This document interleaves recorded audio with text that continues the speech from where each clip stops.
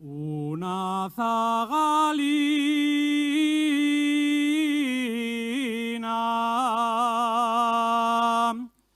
que pel monte andaba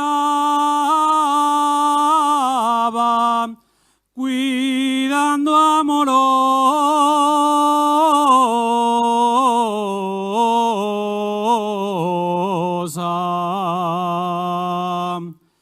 su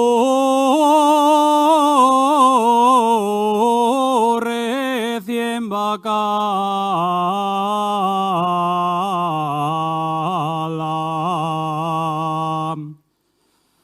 Una tarde oscura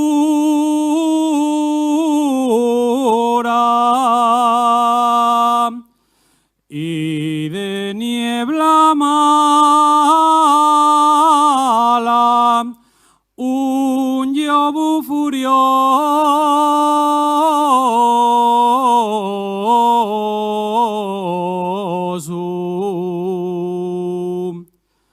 vino a devorarla.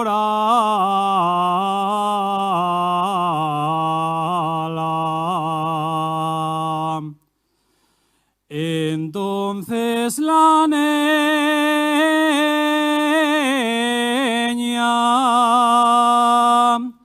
dició esta plegaria: Virgen de mi vida,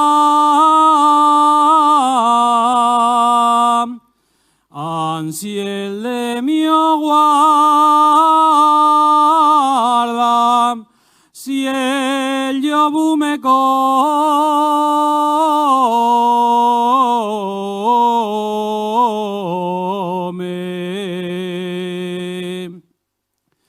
salva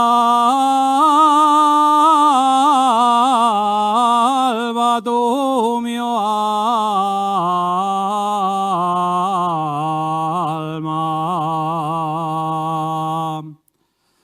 De pronto del cielo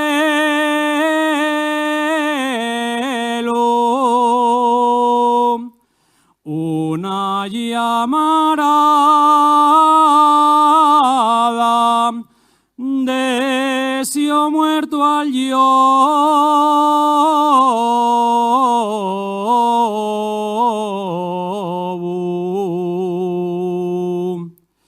y a la